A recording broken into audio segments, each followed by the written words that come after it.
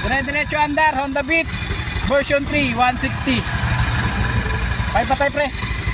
Naka-minor lang yan ha, pero ang bilis oh. Takbo pa ako niyan. I-check natin.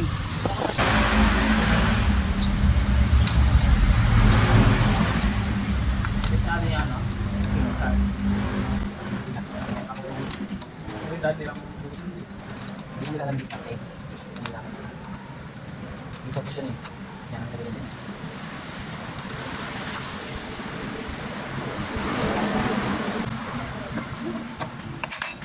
Okay nito.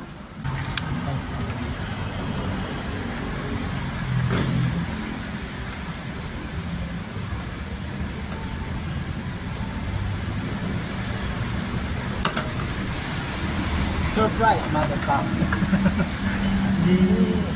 Ay po, jabuti na lang, all goods pa. Pero parang may kayod.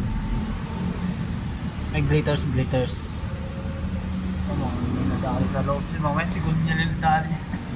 Ah, wala na. Palitin na to. Eto, palitin na to. Dumutulas na. Ay, eto, palitin na to dito sa loob. Yung ano mo, ayun o. Wow! Tignan mo, nandito na yung belt mo. Oh. Naka-engage na kaagad oh. Kaya pala lakas ng minor kanina. Naka-engage na siya kaagad. Di, tama lang yung minor niya. Naka-engage na kaagad siya oh. Dapat yan nasa ibabaw. Nakapatalim siya. Etong may problema. Siguro, ayun oh, angat na nga. Hindi lang siguro, angat na. Angat na yung backplate mo. Ayun oh. Angat na yung backplate oh. Baka bola yan, baka sumabog. So may sumabog na yung bola o kaya slider piece mo. Tapos yung guide ng pulley, yung guide yung tatlo, nilalagyan nung backplate.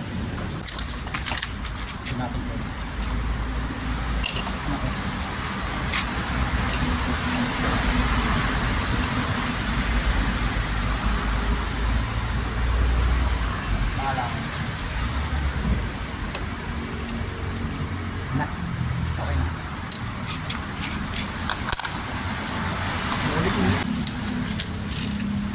Ilaw.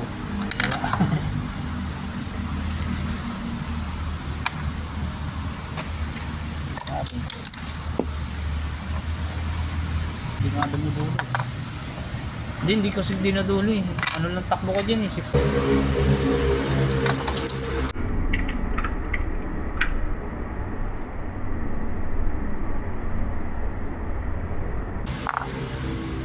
Barag na to.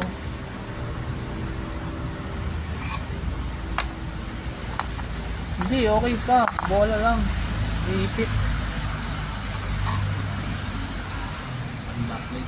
Good news. Oh? Tunaw na.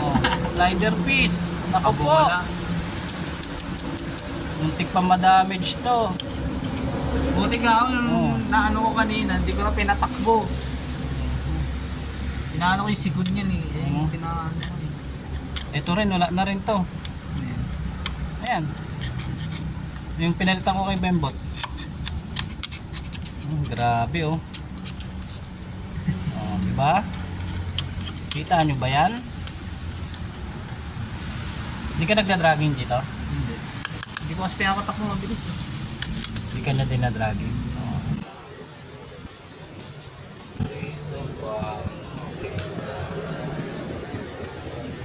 Oh, bola. Oh, bola pa ba to? Itong bola. Roller weight pa ba to? Ito pinalitan ko eh. Na rin eh no? Tapos. Tapyas na.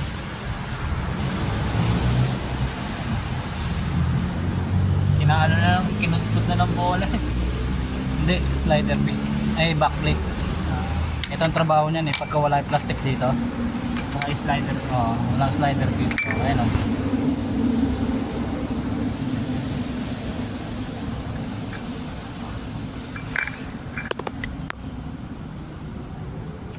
Ayun oh. Puro dito sa kabila. Kasi ang ikot niya, pag ganun. Yan, pag ganyan ang ikot niya. Ayan. Pag umikot ng pa-centrifugal force yung ano natin, pulley, iikot din to. Kasi tutulak to ng bola. Kaya ito yung kinain niya. Baka naman. Piyesa mo na naman yung kailangan dito. Oh. Yan, nasiraan. 10 oras ng gabi. Ay, madaling araw na pala. Time check natin, mga alas 3 na. 3. Piyesa mo na naman ang kailangan dito. Baka naman. Ito yung masakit pag nasisiraan ka sa gitna ng daan. At 10 oras na ng gabi. Kahit sabihin mong may pera ka pa pambili ng pyesa, wala ka nang mabibilhan dahil halos lahat ng motor shop sarado na. Kaya, Honda, baka naman. Palambing naman ang konting pyesa mo dyan. Buti na lang ng training tayo magtulap gamit ang ating paa. At ayan na, ihahatid na natin si Pap sa kanilang bahay. Bukas na lang natin ayusin yung kanyang motor pag nakabili na siya ng pyesa. Gusto ko rin pala magpasalamat sa mga sumusuporta sa atin at sumusubaybay sa ating mga video. Palambing naman dyan, palike and share. Salamat!